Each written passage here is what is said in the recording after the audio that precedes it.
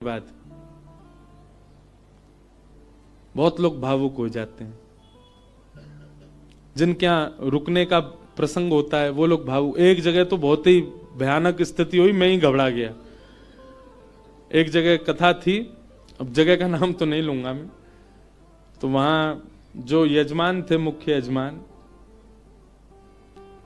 वो इतने भावुक पहले दिन से ही रोने लग गए। मैंने क्यों, क्या हो गया? बोले अब 6 दिन रह गए, आप 6 दिन रहोगे, बस लाल जी के केवल 6 दिन दर्शन होंगे।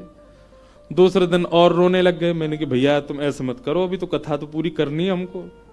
चौथे दिन सब नाच रहे थे, नंद घन आनंद भयो जो, वो कोने में खड़े होकर रो रहे। बोले क्यों, क्या हो गया? 3 ही दिन रह गए अब बस।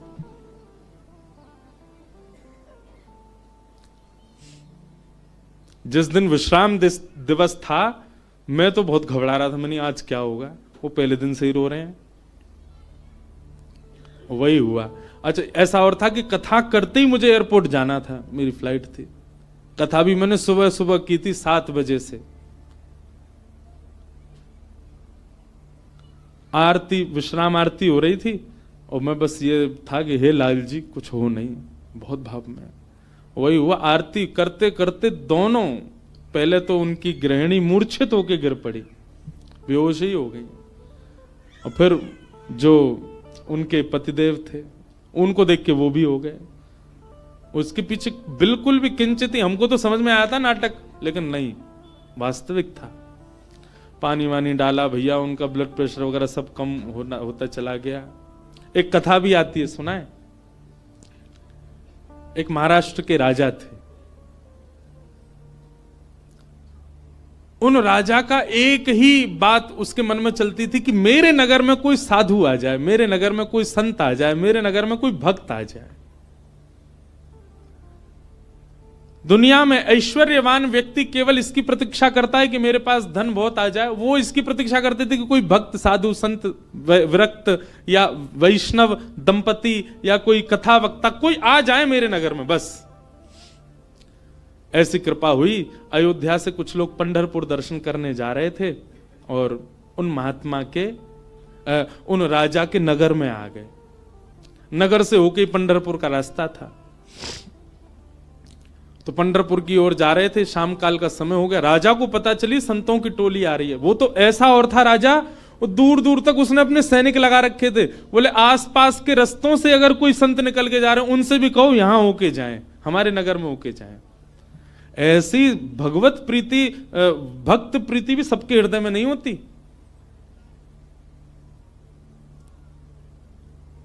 ये बात बंधुओं लिख लीजिएगा, जिस दिन हरि प्रिय आपको प्रिय लगने लग जाए, समझ जाना आप हरि से, आप हरि के प्रिय होते जा रहे हो। आपको पता चल जाता है व्रज से कोई आया, भले ही आप उसको जानते नहीं, पर आपके मन में उत्साह हो जाता है हमारे वृंदावन से आए हैं, श्री राधारमण जी के यहां से आए हैं, श्री बिहारी जी के चरणों से आए हैं। भले ही आपका परिचय नहीं, फिर भी आप ब्रज से आए जान करके उनको प्रणाम करने जाओ। ऐसी प्रीति अगर आपके चित्त में है, आप प्रेम की अवस्था में आ चुके हो। हरि से ज्यादा हरिजनों से प्रीति हो तो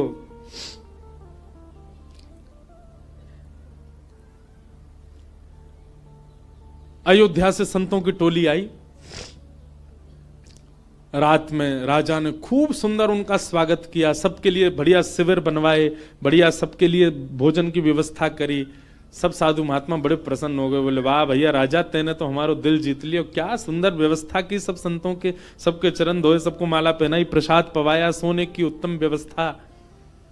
और राजा रात में सोने अपने महल में नहीं गया, वहीं बैठा शिविर के बाहर ही पूरे परिवार सहित, कि कोई संत कोई आज्ञा कर दें सेवा के लिए, हम उनकी सेवा करें। संतों ने दूसरे दिन उठ करके राजा से कहा, देखो हम तुम्हारी सेवा से इतने प्रसन्न हैं कि हम सबके मन में आया कि हम कम से कम 5 दिन तो यहां रुकें। राजा रोने लगा। बोले महाराज मेरे ऊपर बड़ी कृपा, आप रुकिए। 5 दिन पूर्ण हुए। सब संत बोले भैया हमको पंढरपुर जाना है, अब आप हमको आज्ञा दो। राजा बोला भगवान मैं अपनी एक बात निवेदित करूं। बोले क्या? 5 दिन बाद रामनवमी है, श्री राम जी का अद्भुत उत्सव है, आप लोग सब यहीं रुक जाएं, 5 दिन और रामनवमी करके चले जाएं।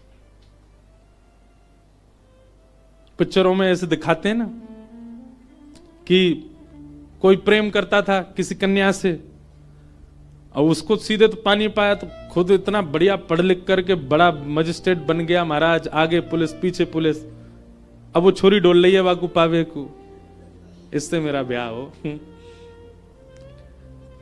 ठीक वैसे ही ये बात शास्त्रीय है कि ठाकुर जी को पाने के लिए आप केंद्र बिंदु ठाकुर जी को मत रखो चित्त में कि उनको मुझे प्राप्त करना है। ठाकुर जी को जो जो प्रिय है वो सारे गुण मेरे भीतर आ जाएं ताकि ठाकुर जी को मैं प्रिय लगूं। आप पीछे मत पड़ो उनके, स्वयं को ऐसा बनाओ कि ठाकुर जी पीछे पड़े आपके। श्रीमद् वल्लभाचार्य जी के चरित्र में आता है कि, बहुत ध्यान से सुनिएगा, श्रीनाथ जी जब प्रकट हुए ना तो पहले श्रीनाथ जी की भुजा प्रकट हुई, और भुजा प्रकट होने के बाद में सद्दू पानी की गैया रोज जाती थी, अपना संपूर्ण दुग्ध वहीं बहा करके आ जाती थी। तो सद्दू पानी ने देखा मेरी गैया कहां जाती है, जाकर के देखा तो गिरिराज शिला में केवल भुजा निकली हुई है। सद्दू पानी ने जब पूरा बाहर निकाला तो श्रीनाथ जी प्रकट हो गए इसी कलिकाल में।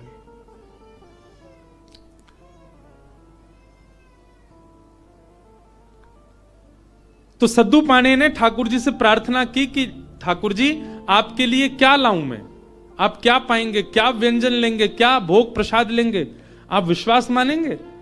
हमारे श्रीजी बाबा श्रीनाथ जी उन्होंने कहा, बोले हे सद्दू पाने, जब तक मेरे श्रीमद् वल्लभाचार्य जी नहीं आएंगे तब तक मैं केवल दूध पीऊंगा। ठाकुर जी ने पयोव्रत किया, भक्त भगवान के लिए व्रत करता है, पर ठाकुर जी ने व्रत किया कि जब तक वल्लभाचार्य जी नहीं आएंगे मैं केवल दूध पीऊंगा। श्रीनाथ जी जो आजकल उदयपुर के पास नाथद द्वार में विराज रहे हैं, जब ये गिरिराज जी में प्रकट हुए तब की लीला है। इस बार हमारे लाल जी का उत्सव नाथ द्वारा में ही है, श्रीनाथ जी में 11 से 17 जनवरी। बाद में एक अजब कुमारी नाम की एक भक्ता हुई थी, उसके लिए ठाकुर जी उदयपुर चले गए, उदयपुर के पास नाथ द्वारा में। प्रकट तो आप गिरिराज जी में ही हुए थे। तो ठाकुर जी कितने वर्षों तक केवल दूध पी करके रहे। एक दिन अपनी समस्त शिष्य मंडलियों के साथ श्रीमद् वल्लभाचार्य जी महाराज जब गोवर्धन पधारे, पूरे ब्रज में हल्ला हो गया, कोई बहुत बड़े आचार्य आए हैं, बोले नाम क्या, बोले वल्लभाचार्य। जब ये नाम सद्दू पाने के कान में पड़ा, ब्रजवासी सद्दू पाने दौड़े दौड़े गए और वल्लभाचार्य जी के चरणों में निवेदन करके रोने लगे। वल्लभाचार्य जी बोले रो क्यों रहे हो, बोले नाथ भक्त को व्रत करते देखा है मैंने, पर इस जन्म में मैंने भगवान को व्रत करते हुए भी देखा है। हमारे इस गिरी कंदरा से साक्षात गोवर्धन नाथ जी का स्वरूप श्रीनाथ जी प्रकट हुए, मेरी गैया को दूध नित्य पियो करते। मैंने उनसे निवेदन किया कि आपको कहा भोग धराऊं, समोसे से बोले मैं तो दूध ही पीऊंगा। मैंने कि कब तक दूध पियोगे, बोले जब तक वल्लभाचार्य जी नहीं आएंगे तब तक दूध ही पीऊंगा। भक्त ठाकुर की प्रतीक्षा करे ये तो सुनोगे हो, पर ठाकुर भक्त की प्रतीक्षा कर रहे हैं। हे नाथ मेरी आप सो प्रार्थना, जल्दी मिलो ठाकुर जी सो और जल्दी अन्न पवाओ ठाकुर जी को। श्रीमद् वल्लभाचार्य, आप सबने चित्र देखा होगा निश्चित ही, अगर कोई श्रीनाथ जी से या हमारे गोवर्धन नाथ जी से परिचित है, वल्लभाचार्य जी के भाव में है। सद्दू पाणी ने आवाज लगाई, लालन हे श्री जी बाबा देखो श्रीमद् वल्लभाचार्य पधारे हैं। और ऊपर से नन्हे से गोपाल जी, 4 वर्ष की अवस्था के गोपाल जी, 2-4 दतुइयां निकली हैं बस, गोल मटोल लाला घुंघराले केश हैं, वही श्रीनाथ जी।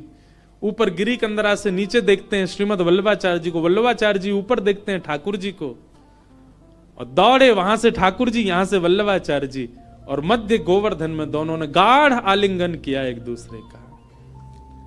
ये चित्र देखा होगा आपने वल्लभाचार्य जी, और नहीं देखा हो तो गूगल पर देखना, वल्लभाचार्य जी श्रीनाथ जी मिलन पिक्चर, ऐसे ठाकुर जी ने आलिंगन कर रखा वल्लभाचार्य जी को, नेत्रों से आंसू गिर रहे हैं। वल्लभाचार्य जी बोले ठाकुर जी आप क्यों इतने श्रम में रहे, कुछ पाया नहीं। तो वल्लभाचार्य जी महाराज ने अन्नकूट बनवाया ठाकुर जी के लिए, 56 भोग तैयार करवाए। और श्री जतिपुरा में, गोवर्धन के जतिपुरा में, वहां श्रीमद वल्लभाचार्य जी ने श्रीनाथ जी का अन्नकूट किया, 56 भोग पवाए, ठाकुर जी का अन्नप्राशन हुआ। मतलब इतने वर्ष बाद ठाकुर जी ने अपना पयोव्रत, दूध का जो व्रत था वो छोड़ के अन्न ग्रहण किया। किसके लिए? अपने एक भक्त के लिए। तो भैया केंद्र बिंदु में ठाकुर जी नहीं, केंद्र बिंदु में प्रेम लाओ। आपके केंद्र बिंदु में प्रेम आ गया और प्रेम आपके चित्त में आ गया तो आप ठाकुर जी के केंद्र बिंदु में रहोगे, ना कि ठाकुर जी आपके केंद्र बिंदु में। स्वयं को निर्माण ऐसो करो, कथा सुन के, संत संग करके, सत्संग करके, वैष्णव संग करके, भजन करके, कीर्तन करके, कि ठाकुर जी आपकी प्राप्ति के लिए विचरण कर रहे हैं, कि जे मोह को मिले कैसे भी।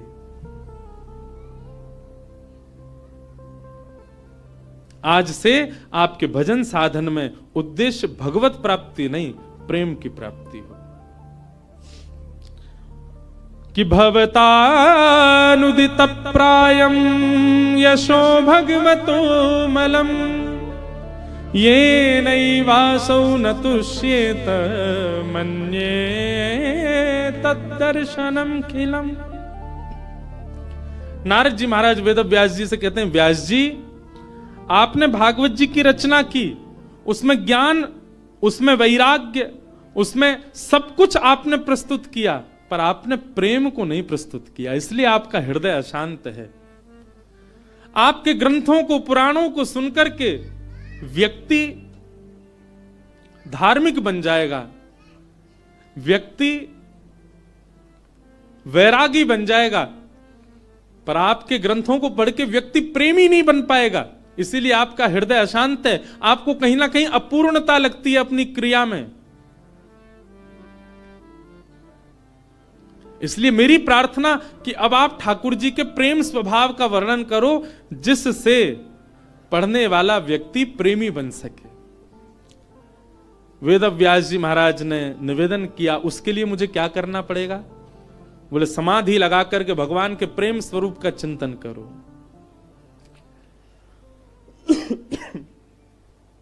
श्री वेद व्यास जी महाराज ने समाधि लगाई और समाधि की भाषा में ही अपने अंतिम कृति का निर्माण किया वेद व्यास जी ने।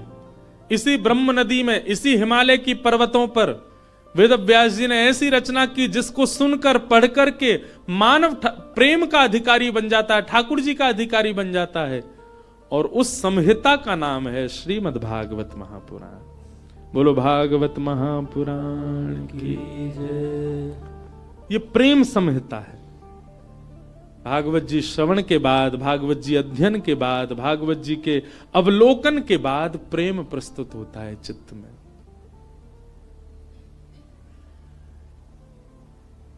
प्रेम।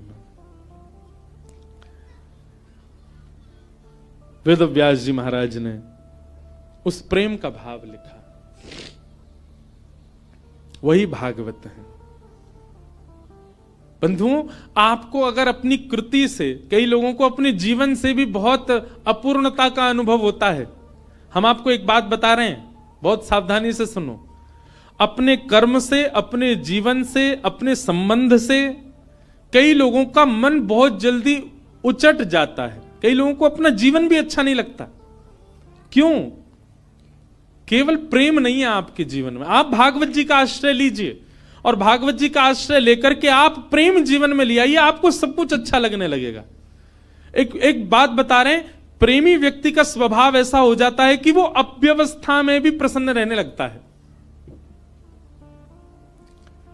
अप्रेमी व्यक्ति का स्वभाव कैसा होता है? वो कहीं भी जाएगा ना, नाक मुंह मोड़ता ही रहेगा। यहां तो ये है, यहां तो ऐसा है, यहां मैं कैसे बैठ जाऊं, ये मैं कैसे खा लूं, यहां मैं कैसे बैठ सकता हूं, यहां मैं कैसे नहा सकता हूं, यहां मैं कैसे रह सकता हूं, इस व्यक्ति के साथ मैं कैसे जी पाऊंगा, इस माहौल में मैं कैसे रह पाऊंगा। ये सब जगह जो अपने आप को अपरिपूर्ण माने, समझ जाना, अप्रेमी व्यक्ति है। पर प्रेमी कैसा होता है? वो जहां बैठ जाता है ना, वो स्थान ही अच्छा लगने लग जाता है। कई बार आपने कुछ ऐसे स्थान देखे होंगे, उन स्थानों पर कभी आपकी नजर ही नहीं पड़ी होगी, या उस स्थान को देख करके आपने सोचा होगा ये तो सामान्य सी जगह है, ये कौन सी बड़ी बात है। पर उसी स्थान पर कोई भगवत प्रेमी जाकर के बैठ जाता है तो उस स्थान की रौनक ही बदल जाती है, उस स्थान का माहौल ही बदल जाता है। अरे स्थान नहीं, कई बार कई रंग हमको प्रिय नहीं होते। मैं अपना अनुभव बता रहा हूं, कई रंग हमको प्रिय नहीं होते, कई कलर्स हमको अच्छे नहीं लगते, पर वही रंग वही कलर, उसमें कोई प्रेमी व्यक्ति अगर आ जाए, उस प्रेमी व्यक्ति उस कलर में या रंग का आश्रय ले ले, वो रंग भी अच्छा लगने लग जाता है। कई सब्जियां आपको अप्रिय लगती होंगी, पर वही कोई प्रेमी के हाथों से प्रसाद रूप में आपको मिल जाए, आप उसका पान करेंगे, सेवन करेंगे, आपको अत्यंत अद्भुत। और अगर आपको अनुभव करना हो तो हम बता रहे हैं, अरबी की सब्जी हर कोई नहीं पा सकता, इतनी बढ़िया नहीं लगती। हमारी श्री जी को बहुत प्रिय है, किशोरी जी को बहुत प्रिय है, लाडली जी को अरबी का भोग लगता है। कभी जाइए राधाष्टमी के समय पर, या वैसे भी हमारे तटीय स्थान वृंदावन में अरबी की सब्जी बनती है। आप पे कृपा हो जाए, नहीं हो तो वहां किसी महात्मा से कह देना हमको थोड़ा प्रसाद दे दो, वो मधुकरी रूप में आपको अरबी देंगे, आप पाके देखना। सारे विश्व के जितने भी रस होंगे ना, वो सब रस फीके लगेंगे उसके आगे। क्यों? क्योंकि प्रेम स्थान पर वो निर्मित है, इसलिए उसका स्वाद अद्भुत हो जाता है। मैं कथा करता हूं, हमको राग रागनियां आती नहीं, हम बस ऐसे गा लेते हैं, ये सब गुरुजन बैठे हैं, ये लोग जैसो बजा दें वैसो हम गा दें। कई राग ऐसे हैं, उनको पहले मैं जब सुनता था ना तो मेरा मन बड़ा उच्चाटित सा हो जाता था कि ये कैसे गाएंगे, ये तो बड़ा विचित्र सा राग है। आज वही राग में हम कथा भी कर देते हैं। क्यों? क्योंकि जब प्रेम मिल जाता है, प्रेम एक ऐसा सब्सटेंस है, प्रेम एक ऐसा क्या बोले, वो केमिकल बोले, सब्सटेंस बोले, क्या बोले, वो एक ऐसी वस्तु है, वो जहां मिल जाएगी वो सब प्रिय लगने लग जाएगा। वो प्रेम कहलाता है। प्रेम का मतलब केवल स्त्री पुरुष का प्रेम मत समझा कीजिए आप, कोई प्रिय लगने लग जाए वो नहीं, सब कुछ प्रिय लगने लग जाए, वो प्रेम है। वास्तविक प्रेमी आप अपने आप को ऐसे नहीं मान सकते, उसके लिए नस काट रहे घूम रहे हैं, हॉस्पिटल में भर्ती है गए, वो क्या बता रहे हैं, बोले भाई टैग लग गया इसके ऊपर, काहे का, बोले प्रेमी है। आप इस प्रकार प्रेम की अवहेलना मत करो, प्रेम की निंदा मत करो।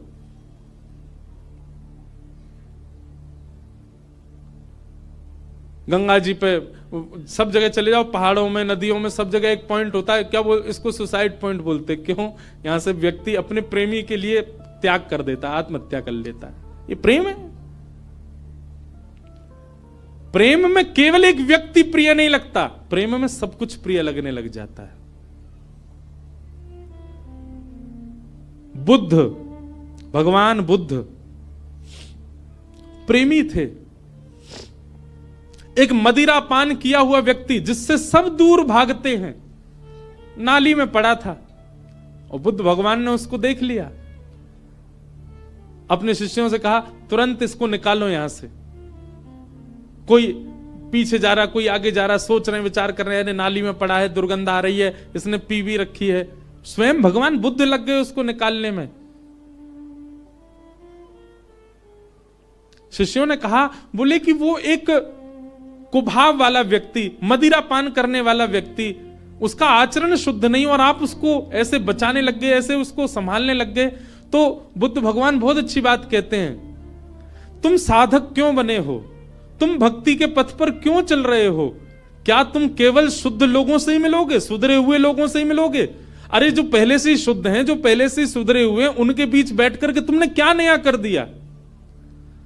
तुम वैष्णव इसलिए बने हो, तुम भक्त इसलिए बने, तुम साधक इसलिए बने, जो अपवित्र हैं उनको पवित्र करने का भाव तुम्हारे चित्त में आए। जो अप्रेमी हैं वो प्रेमी बने, ये भाव स्वभाव तुम्हारा बने। हम इसलिए साधक बने। केवल माला देने वाला व्यक्ति को ही हम पूजें, उसी को ही हृदय से लगावें, ये हमारा स्वभाव है। सबको लगाना है, सबको उस पथ का राही बनाना है, इसलिए हम वैष्णव बने। अंगुलीमाल की कथा सबने सुनी होगी। एक राक्षस था, मानव था पर राक्षस के स्वभाव का था। उस पर्वत पर रहता था, उस पर्वत के आसपास कोई भी मानव उसको दिख जाता था, उसको मार करके उसकी उंगली काट करके अपने गले में माला बना के पहनता था, इसलिए उसका नाम था अंगुलीमाल। इतनी सारी उंगलियों की माला उसने पहन रखी थी, उसका रूप देखते ही भाग जाते थे लोग। भगवान बुद्ध जा रहे थे और जैसे ही मार्ग पर जाने लगे तो एक गांव पड़ा। गांव के लोगों ने कहा, भगवान आप सीधे ना जाकर के थोड़ा दाएं होकर के जाइएगा। क्यों?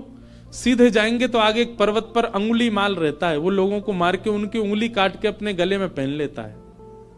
भगवान बुद्ध बोले उसके पीछे कारण, बोले वो अपना बल बताना चाहता है, देखो मैंने इतने लोग मार दिए, इतनी उंगलियां मत, इतने लोग, इतना बल है मेरे पास।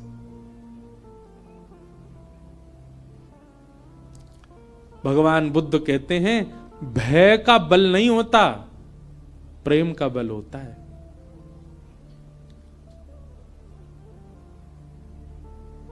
भय से जो अपने बल को आपके चित्त में प्रतिष्ठित करे वो बहुत लंबे समय तक नहीं रह सकता, लेकिन प्रेम से अपने आप को आपके चित्त में जो अवस्थित करे वो मरते दम तक आपके चित्त में रहेगा। मानस जी में एक बहुत अच्छी लीला आती है कि राम जी वन में विचरण करते थे और जब भूख लगती थी ना तो किसी के यहां से, किसी के घर से या किसी नगर से लक्ष्मण जी सामग्री ले आते थे, जानकी जी बनाती, राम जी पाते थे। लेकिन ऐसा वर्णन आता है कि कई बार लक्ष्मण जी को सामग्री नहीं मिली और वनवासी थे तो उनके पास धन भी नहीं था, भाई दे के ले लें। तो राम जी जाते थे सामग्री लेने के लिए, और राम जी जब जाते थे तो सामग्री लेके ही आते थे। तो फिर मानस जी में तुलसीदास जी वर्णन करते हैं कि राम जी ऐसा क्या दे के आते थे कि लोग सामग्री देने को राजी हो जाते थे। राम जी के पास कुछ था तो था नहीं, ना तो धन था, ना वैभव था, ना कुछ रुपया थे, क्या देते थे राम जी। तो मानस जी में श्री गोस्वामी जी वर्णन करते हैं कि राम जी जब कुछ सामग्री लेते थे या सामग्री लेते भी थे, या फिर कई बार सीता जी बड़ी रसोई बनाती और संतों को पवाते, संतों को पवाने के बाद दक्षिणा देनी होती है, तो ये दक्षिणा के आदान प्रदान पर या सामग्री के आदान प्रदान पर राम जी क्या देते थे। तो गोस्वामी जी वर्णन करते हैं, बोले कुछ नहीं, राम जी मंद मंद मुस्कुरा देते थे, उनकी मुस्कान ही सबसे बड़ी दक्षिणा थी। उसको लेकर के व्यक्ति कहते तुम तो भैया सब कुछ ले जाओ हमारा, बस ये मुस्कुराते रहो, तुम्हारी मुस्कान ही सब बढ़िया। मतलब संतों को प्रसाद पवा के राम जी सामने बैठ करके दक्षिणा रूप में मुस्का देते थे। संत बोलते बस मिल गई हमारी दक्षिणा। जहां जहां से सामग्री लाते वहां मुस्का देते थे। प्रेम, और वो प्रेम का बल ऐसा व्यवस्थित किया राम जी ने कि मरते दम तक कोई नहीं भूल पाया। और रावण का भी बल प्रतिष्ठित था, पर रावण का भय का बल था। बल भय का नहीं होता, बल प्रेम का होता है।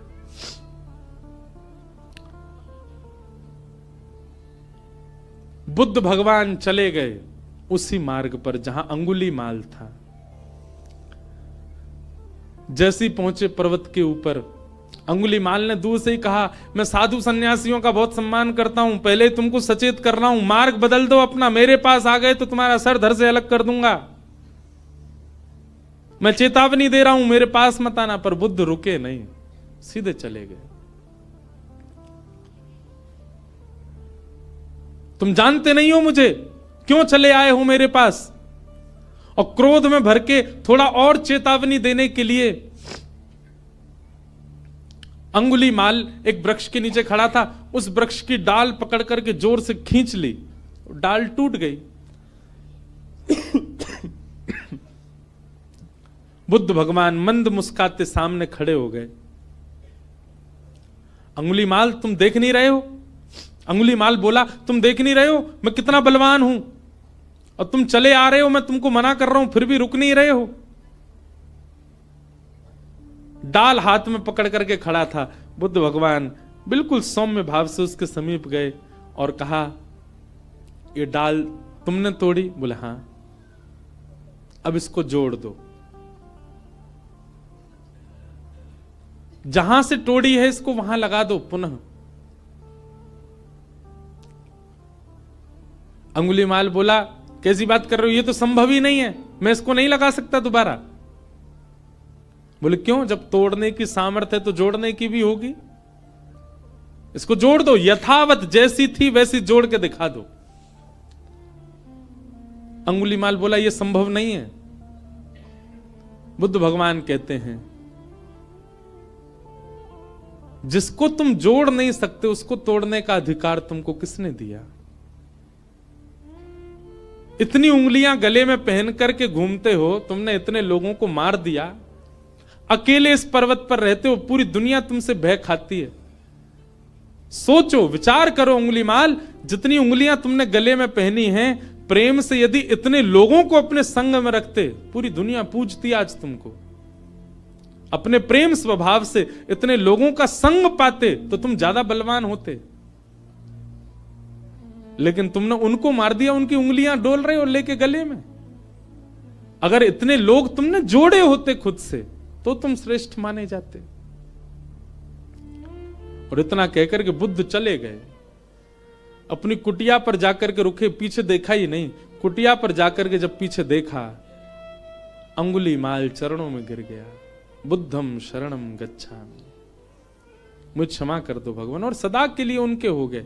यह है प्रेम। प्रेमी जब व्यक्ति होता है वो सबको प्रेमी बनाता चलता। जैसे किसी के अंदर कोई इत्र लगाए घूमे, जहां से निकल जाए सब जगह सुगंधित होती चली जाती है, वैसे ही भक्ति साधना से व्यक्ति जब प्रेमी बन जाता है, वो जहां जाता है, जिस स्थान पर जाता है, जितने लोगों से मिलता है, उनको भी प्रेमी बना देता है, उनको भी प्रिय बना देता है, उनको भी भक्त बना देता है, उनको भी साधक बना देता है। प्रेम। और श्रीमद् भागवत प्रेम प्रस्थापित करती हैं श्रोताओं के चित्त में। भागवत जी की रचना हुई और रचना करने के बाद वेद व्यास जी महाराज ने विचार किया, अब इस भागवत को हम घर घर तक, जन जन तक कैसे पहुंचाएं। तब वेद व्यास जी महाराज ने अपने पुत्र सुखदेव जी का आवाहन किया कि यम प्रव्रजन्तमनुपेतमपेत कृत्यम द्वैपायनो विरह कातरया जुहाव पुत्रेति तन्मयतया तर्वोऽभिनेदु तं सर्वभूत हृदयं मुनिमानतोऽस्मि। श्री सुखदेव जी महाराज आए। वेद व्यास जी के पुत्र हैं सुखदेव, लेकिन जन्म लेते ही आप ब्रह्म के ध्यान में चले गए थे। लेकिन श्री व्यास जी ने भागवत के श्लोक जब इनको सुनाए तो ब्रह्म ध्यान छोड़कर के भागवत जी की सन्निधि में आ गए और कहा, मैं तो निर्गुण निराकार ब्रह्म की उपासना कर रहा था, पर मुझे अब सगुण साकार में मन लग गया है, मुझे इन्हीं की आराधना करनी है। व्यास जी ने भागवत जी का अध्ययन सुखदेव जी को कराया और श्री शुकाचार्य जी ने वही भागवत की कथा राजा परीक्षित को सुनाई। पूछा गया, राजा परीक्षित कौन है? राजा परीक्षित के विषय में हमको थोड़ा बताओ। इनको 7 दिन में मरने का श्राप क्यों लगा, इनके बारे में थोड़ी हमें जानकारी दो। तब राजा परीक्षित के विषय को बताने के लिए यहां से महाभारत का थोड़ा प्रारंभ किया। यदा मृधे कौरव संजयानाम वीरेस्वथो वीर गतिम गतेषु व्रकोदरा विग्ध गदा विमर्श भ्रगनोरुदंडे धृतराष्ट्र पुत्रे। श्री परीक्षित जी महाराज का चरित्र और उनको 7 दिन में श्राप क्यों लगा, ये सब विषय सुनाए गए। अब इस विषय में अगर प्रवेश करें तो पूरा महाभारत का प्रसंग कहना पड़े, इसलिए कल बंधुओं ठाकुर जी का जन्मोत्सव है कथा में, क्योंकि कल चतुर्थ दिवस है। कल गंगा के तट पे आनंद उत्सव होगा, खूब आनंद से हम लोग नाचेंगे गाएंगे, जन्मोत्सव मनाएंगे श्री ठाकुर जी का।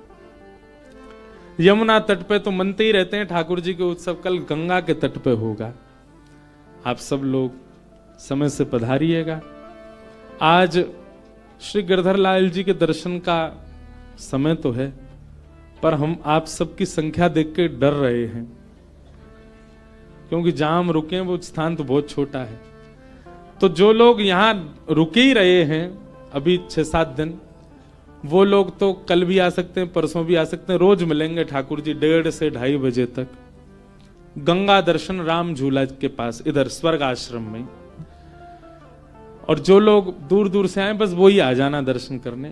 बाकी के जो लोग यहीं डटे हुए हैं उनके लिए तो लाल जी यहीं हैं। उनके लिए हम एक शाम का भी समय कल बता देंगे, तो वो लोग शाम को भी आ सकते हैं। इतनी संख्या में लोग आ जाएंगे तो फिर वो लाल जी हमारे डर नहीं जाएं। गंगा जी में गिरगिरा जाओगे क्योंकि बगल में ही गंगा जी हैं। तो आप सब लोग बड़े भाव से पधारो। कल ठाकुर जी का जन्मोत्सव हम लोग कथा में मनाएंगे। पीले पीले वस्त्र पहन करके आना, आभूषण ज्यादा पहन के मत आना, अपना ध्यान रखना, क्योंकि चोराग्रगण्य श्री कृष्ण की कथा है तो निश्चित है उनके 2-4 दूत तो कथा में आते ही होंगे जो आपके आभूषण हरण ना कर ले जाएं, इसलिए बहुत ध्यान रखना।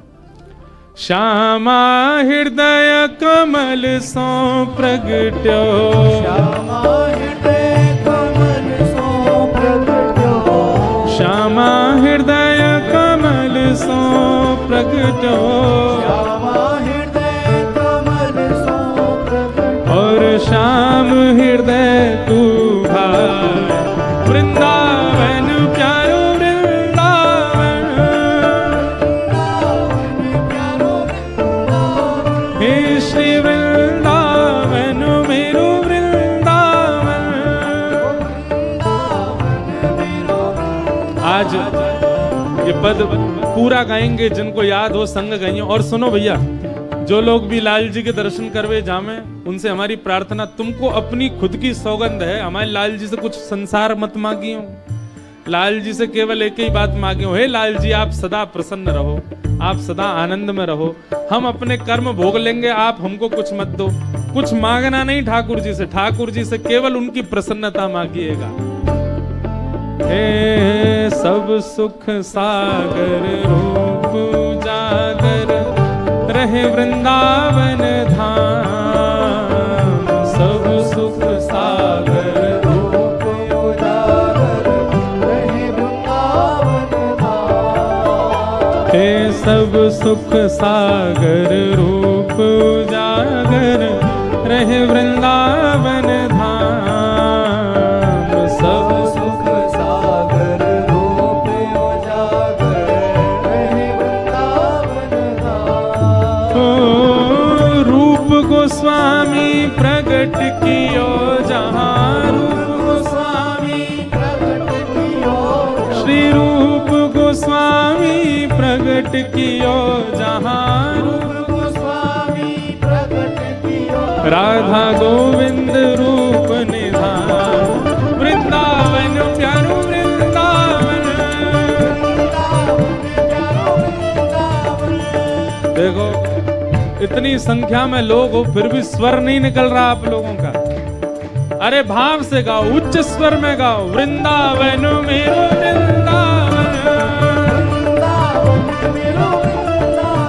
हे श्री वृंदावन मेरो वृंदावन।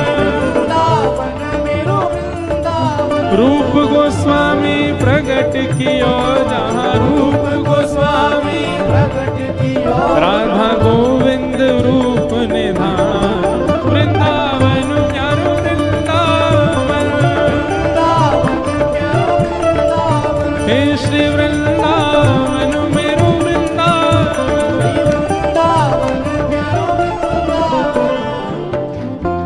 विहरत निस दिन कुंज गलन में, ब्रज जन मन सुख धाम, विहरत निस दिन कुंज गलन में, ब्रज जन मन सुख धाम, हाँ प्यारो ब्रज जन मन सुख धाम, प्यारो ब्रज जन मन सुख धाम। हे मदन मोहन को रूप निरख के, मदन मोहन को, श्री मदन मोहन को रूप निरख के, मदन मोहन को रूप सनातन बलि बलि जाए वृंदावन प्यारो वृंदावन हे श्री वृंदावन मेरो वृंदावन मदन मोहन को रूप निरख के मदन मोहन को सनातन बलि बलि जाए वृंदावन प्यारो वृंदावन हे श्री वृंदावन मेरो वृंदावन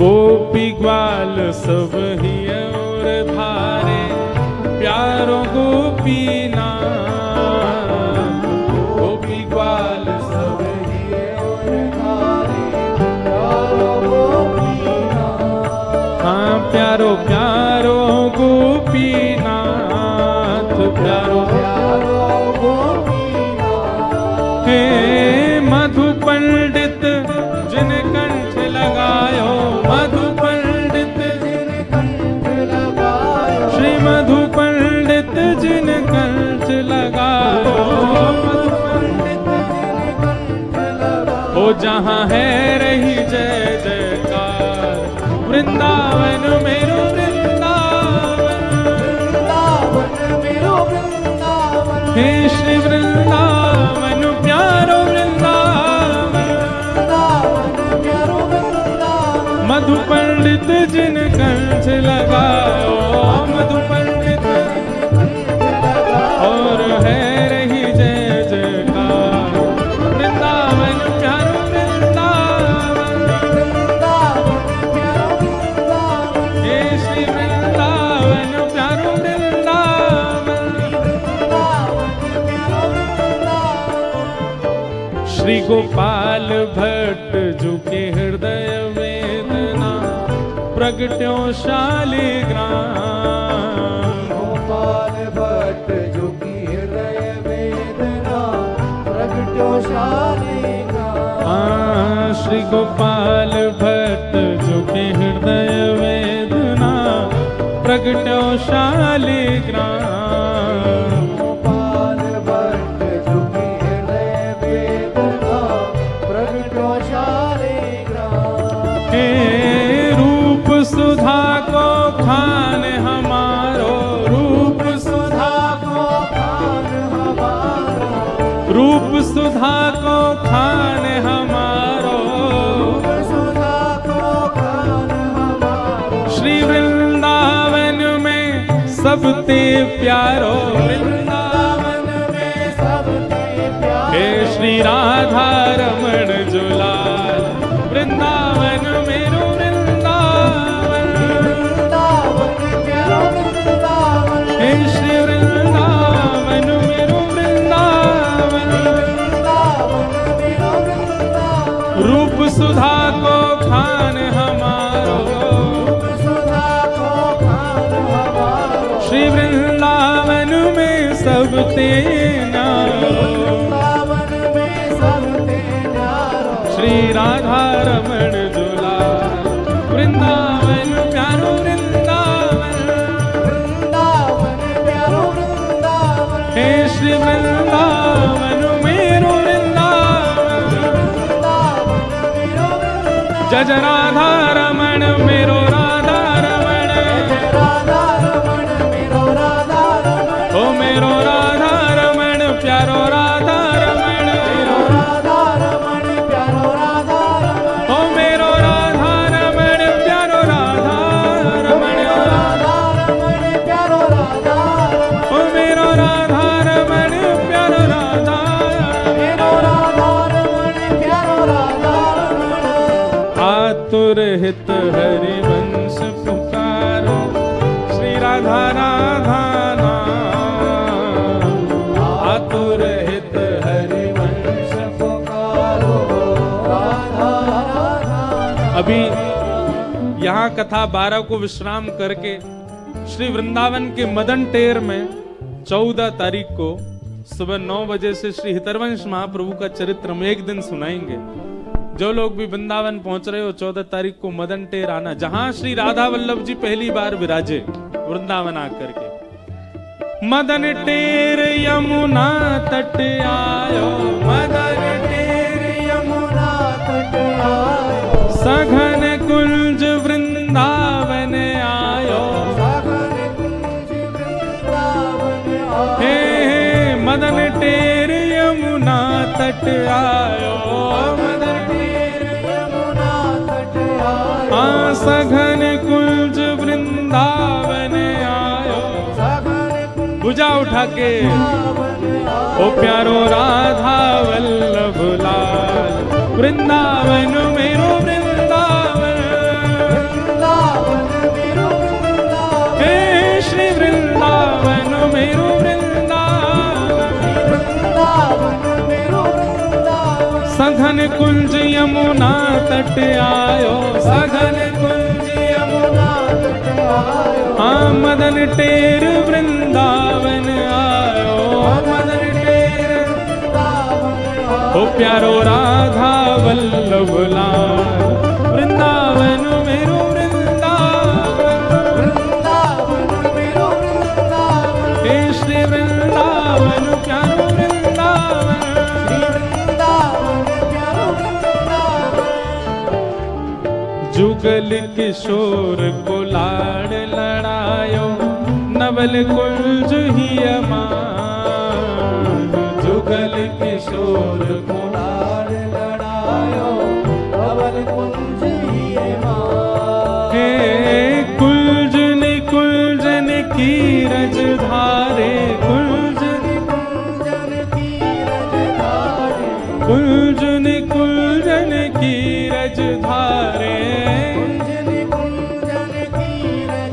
ओ हरि व्यास युगल यशगार, वृंदावन मेरो वृंदावन, वृंदावन मेरो वृंदावन, हे श्री वृंदावन प्यारो वृंदावन, वृंदावन प्यारो वृंदावन। देखो वैसे तो अधिकतर सबको पता है कि हम लोग क्या गा रहे हैं, वृंदावन के 7 निधियों को प्रणाम कर रहे हैं, वैसे सबको पता है। जिनको नहीं पता हम उनको बता रहे हैं। हमारे वृंदावन के प्रथम ठाकुर कौन हैं? बोलो, श्री गोविंद देव। वृंदावन के दूसरे ठाकुर श्री मदन मोहन, तीसरे ठाकुर श्री गोपीनाथ, चौथे ठाकुर श्री राधा रमण, पांचवें ठाकुर श्री राधा वल्लभ, और छठवें ठाकुर जिनको अभी हम गा रहे हैं श्री जुगल किशोर, और 7वें ठाकुर श्री कुंज बिहारी लाल। तो इन 7 को हम प्रणाम कर, जिनको नहीं पता हम उनको बता रहे हैं। अभी जुगल किशोर जी को प्रणाम कर रहे हैं। कुंजन कुंजन की रज धारे, कुंजन कुंजन की रज धारे, हरि व्यास युगल यश गार, वृंदावन मेरो वृंदावन, वृंदावन मेरो वृंदावन, हे श्री वृंदावन प्यारो वृंदावन,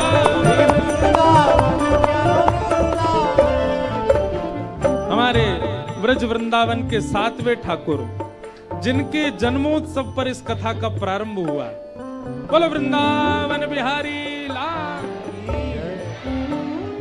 भुवन चतुर्दश की सुंदरता, निधिवन करत बिहार, भुवन चतुर्दश की सुंदरता, निधिवन करत बिहार, हे भुवन चतुर्दश की सुंदरता, निधिवन करत बिहार, चतुर्दश की सुंदरता, निधिवन करत बिहार, हे श्यामा प्यारी कुंज बिहारी, श्यामा प्यारी कुंज बिहारी, श्यामा प्यारी बांके बिहारी, श्यामा प्यारी बांके बिहारी, और जय जय श्री हरिदास, वृंदावन मेरो वृंदावन, वृंदावन मेरो वृंदावन, हे श्री वृंदावन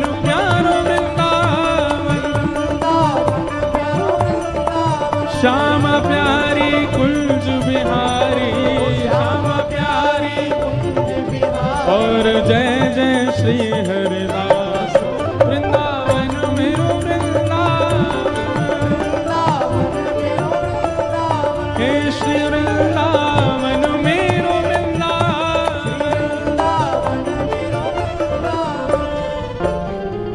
जिनकी कृपा से यह रस प्रकट वृंदावन अभिराम जिनकी कृपा से यह रस प्रकट वृंदावन अभिराम हे जिनकी कृपा से यह रस प्रकट वृंदावन अभिराम जिनकी कृपा से यह रस प्रकट वृंदावन अभिराम हे सप्तनिधिन को ही उजियारो सप्तनिधिन को ही उजियारो यह आनंद करवावे वारो यह आनंद करवावे वारो इंद्र ईश इंद्रेश दुलारो इंद्र ईश इंद्रेश दुलारो हम सबको मिलवावे वारो हम सबको भुजा उठा के हमारो गिरधर लाल वृंदावन प्यारो वृंदावन हे श्री वृंदावन मेरो वृंदावन यह आनंद करवावे वारो यह आनंद करवावे हम सबको मिलवावे वारो हे हमारो गिरधर लाल वृंदावन प्यारो वृंदावन हे श्री वृंदावन मेरो वृंदावन भुजा उठाओ दोनों और लगाओ ताकत पूरी जो सबसे ऊंचा जाएगा वही को मिलेगी माला मंच से जय राधे राधे श्री राधे राधे जय राधे राधे श्री राधे राधे जय राधे राधे श्री राधे राधे यहाँ वो सबसे पीछे लाला वो लगे लंबो ही दिखे हाँ आ जाओ आपके बगल वाले हाँ आप आओ जो उछले थे अभी लास्ट में नहीं वो पीछे आ रहे हैं हाँ इनको आने दो ये पीछे जो आ रहे हैं पतले से हाँ इन्हीं को बुला जय और ये लाली छोटी वाली आओ जय राधे राधे श्री राधे राधे कृष्ण भानु दुलारी श्री कृष्ण प्यारी बरसाने वारी कृष्ण भानु दुलारी जय राधे राधे श्री राधे राधे जय राधे राधे श्री राधे राधे जय राधे राधे श्री राधे राधे जय राधे राधे श्री राधे राधे जय जय श्री राम जय जय श्री राम जय जय श्री राम बोल वृंदावन बिहारी लाल की नेक जोड़ते बोलो गर्मी आवेगी बोल वृंदावन बिहारी लाल की श्री राधा रमण लाल की श्री राधा वल्लभ लाल की पूछरी के लौटा की हुप हुप प्यारे क्या बात है बंसी वारे श्याम नमः पार्वती पतये हर बोल गंगा मैया की आप सब लोगों को जय श्री कृष्ण कल नंदोत्सव है सब लोग 10 बजे यहाँ पधारो कल ठाकुर जी का मंगल जन्म